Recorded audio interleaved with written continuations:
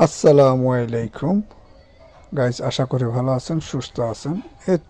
চলতেছে আমাদের সিলেট আলিয়া মাদ্রাসার মাঠে একটি ওয়াজ মাহফিল। আলহামদুলিল্লাহ, ভালো লাগলো দেখে ওয়াজ মাহফিলটা। তবে আমার একটু রিকোয়েস্ট, কেউ বাজে মন্তব্য নেবেন না, আমি কোনো বাজে উদ্দেশ্য আমি বলি নেই।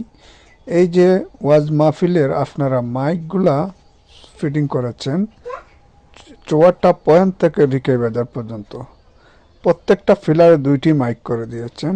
এখন আমার প্রশ্নটা হচ্ছে, আশপাশে যে বাড়িঘর আছে, অসুস্থ মানুষগুলো আছে, এই আজ 3-4 দিন ধরে, কয়েকদিন আগে একটি মিটিং খেয়েছে 8 দলীয়। তো এই যে আপনারা মাইকের শব্দে আশেপাশে মানুষগুলার এত কষ্ট, এত মাইকের সাউন্ড, এইগুলাকে কোনো পরিকল্পনা করে কোনো কিছু, যেভাবে আশেপাশে মানুষের ডিস্টার্ব না হয়, এগুলো কি করা যেত না? এটা আমার অনুরোধ রইল।